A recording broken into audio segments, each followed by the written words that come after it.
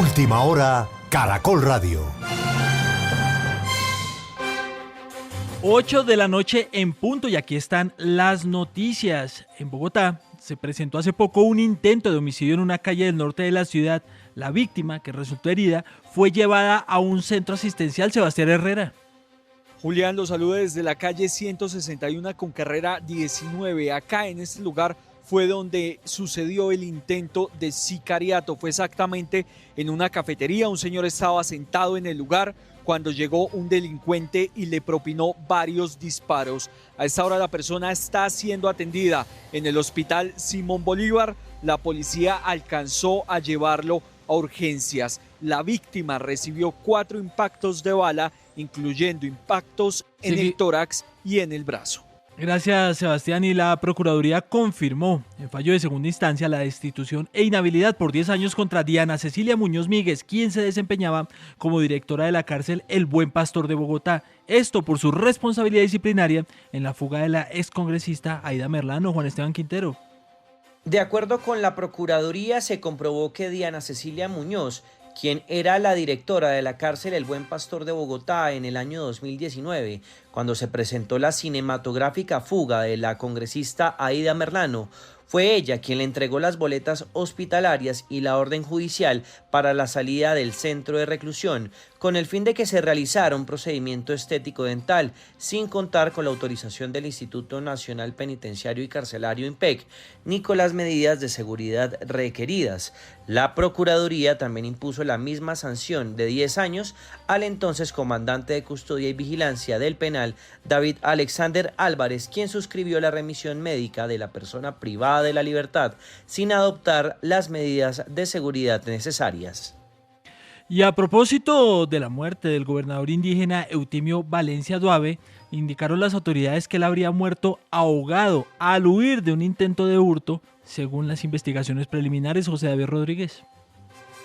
Julián, buenas noches. Caracol Radio conoció que el gobernador indígena Eutimio Valencia, autoridad de la comunidad en el departamento del Chocó, habría muerto por ahogamiento tras huir de un presunto hurto y no por un secuestro como se había mencionado inicialmente. De acuerdo con información de inteligencia conocida por Caracol Radio, los hechos ocurrieron el pasado sábado en horas de la noche cuando el líder indígena se movilizaba en un vehículo junto a otras personas.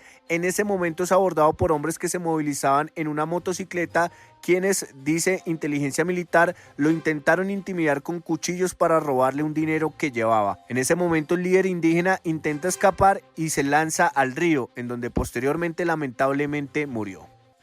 Y el gobernador del Cauca rechazó el atentado terrorista en la vía panamericana que dejó un militar muerto y 3 más heridos. El mandatario confirmó que ya se coordinan acciones con la fuerza pública para garantizar la seguridad en el sur del departamento. Brandon Leguizamo.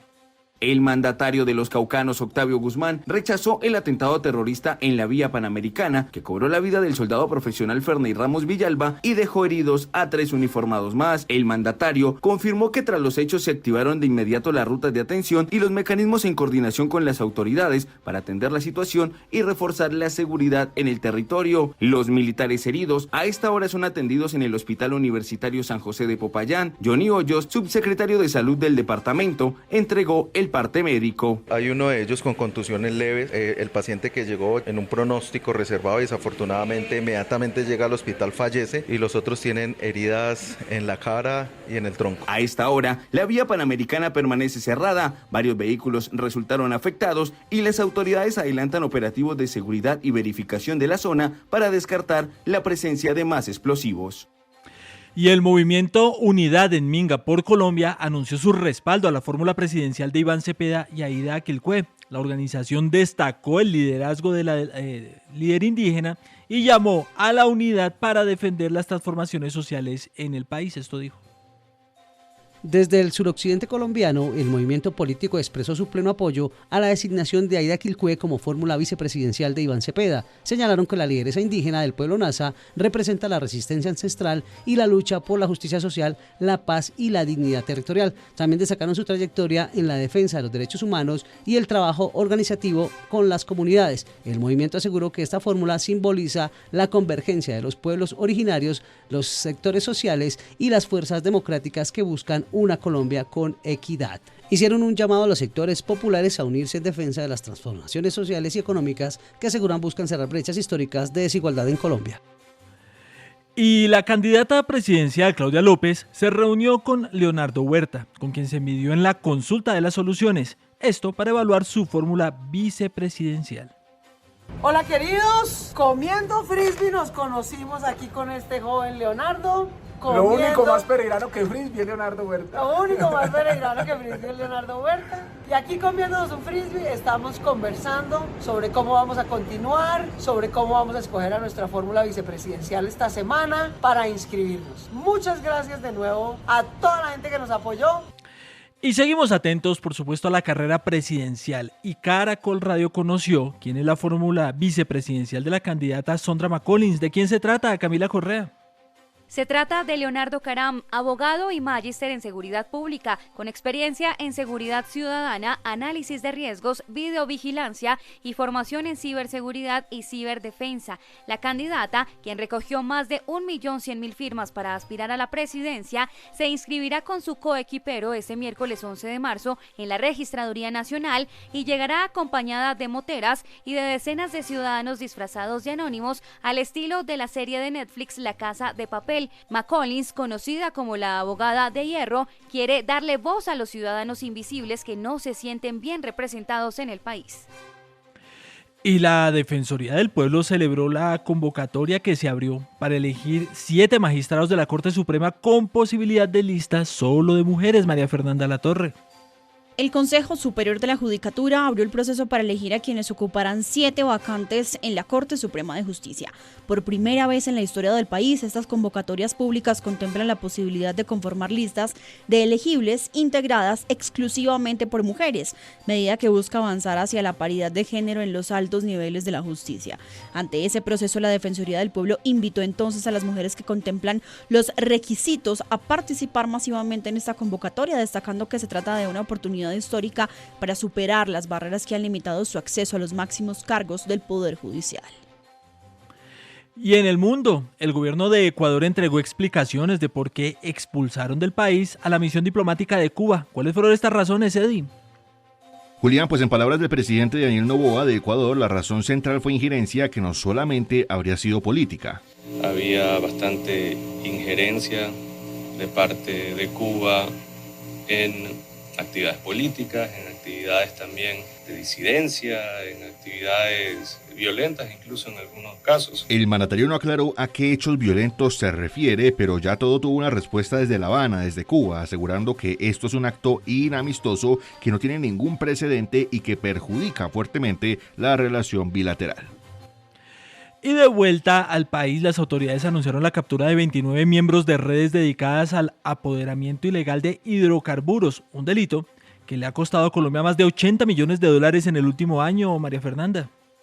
29 capturas y la desarticulación de varias organizaciones que operaban en Bolívar, Meta, Casanares, Cesar y Norte de Santander. Habla el general Carlos Oviedo, el director de Carabineros de la Policía. Instalada válvulas ilegales en el poliducto Pozos Colorados Galán, hurtando el hidrocarburo, posterior llevándolo al Catatumbo para ser entregado a la estructura del ELN en el procesamiento de base de coca. Según cifras oficiales, entre 2025 y lo corrido de 2026, el robo de hidrocarburos ha generado pérdidas superiores a 950.000 barriles, con un impacto económico cercano a los $81 millones para el grupo Ecopetrol.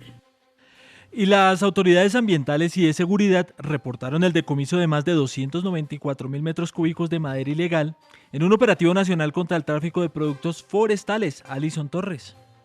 En un operativo nacional contra el tráfico de madera ilegal, el Ministerio de Ambiente, junto a 37 autoridades ambientales, las fuerzas militares y la policía, decomisó más de 294.000 metros cúbicos de madera que no contaban con requisitos de legalidad. Según las autoridades, el material incautado está valuado en cerca de 484 millones de pesos. Durante la jornada se instalaron 125 puestos de control en diferentes vías del país, donde fueron inspeccionados más de 2.200 vehículos. La ministra de Ambiente, Irene Vélez, aseguró que cada metro cúbico de madera ilegal incautado representa un avance en la lucha contra la deforestación y en la protección de los bosques del país. Y en Bogotá, y a propósito de la jornada de movilizaciones de algunos maestros en la capital del país para el próximo 12 de marzo, indicaron desde la Secretaría de Educación que durante ese día, el 12 de marzo, las clases en todos los colegios públicos del distrito se desarrollarán con normalidad.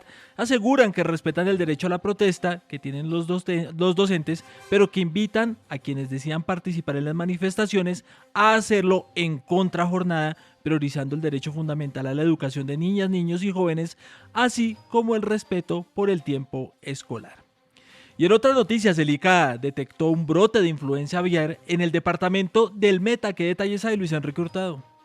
Quedó confirmado la presencia de un brote de influenza aviar en el municipio de Puerto Concordia. Esto es en el departamento del Meta, según la información entregada por el Instituto Colombiano Agropecuario, el ICA. De esta manera, la entidad aplicó los protocolos establecidos dentro del Sistema Nacional de Vigilancia Epidemiológica Sanitaria y la ejecución de las medidas establecidas en el Plan Nacional de Contingencia para la Influenza Aviar.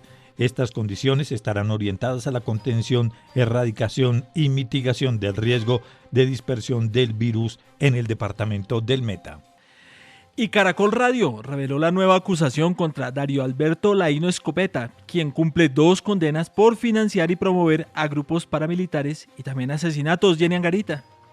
Caracol Radio conoció en primicia una nueva resolución de acusación en contra del condenado narcoparamilitar Darío Alberto Laino Escopeta. Según un oficio de la Fiscalía General de la Nación, alias Ojitos Azules, enfrentará un tercer proceso por varios hechos criminales ocurridos antes de 2004. Contra alias Ojitos Azules pesan 2 condenas, una por 32 años y 5 meses de prisión, emitida por un juzgado de Bogotá en julio de 2022. La otra condena se conoció la semana pasada en el reporte Coronel de Caracol Radio. Allí fue condenado a 30 años de prisión por los homicidios del abogado Neftalí Romero y su escolta Adalberto Santamaría.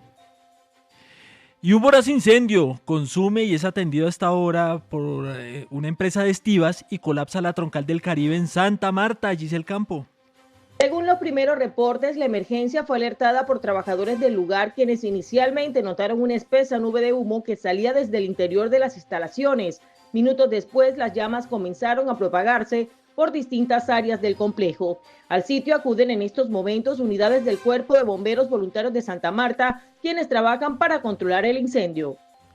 Y 700 uniformados de la policía resguardarán la seguridad del partido Junior contra Nacional esta noche en Barranquilla. Un partido que será transmitido, por supuesto, por el fenómeno del fútbol de Caracol Radio. ¿Qué detalles hay, Efraín Hernández?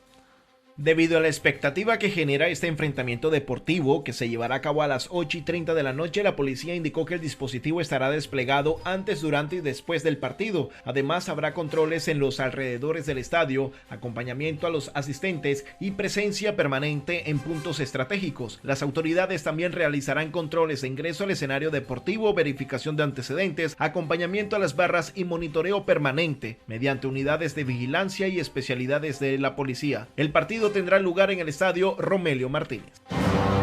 Toda la información de Caracol Radio también en tu celular. Síguenos en redes sociales como @Caracol Radio y visita www.caracol.com.co.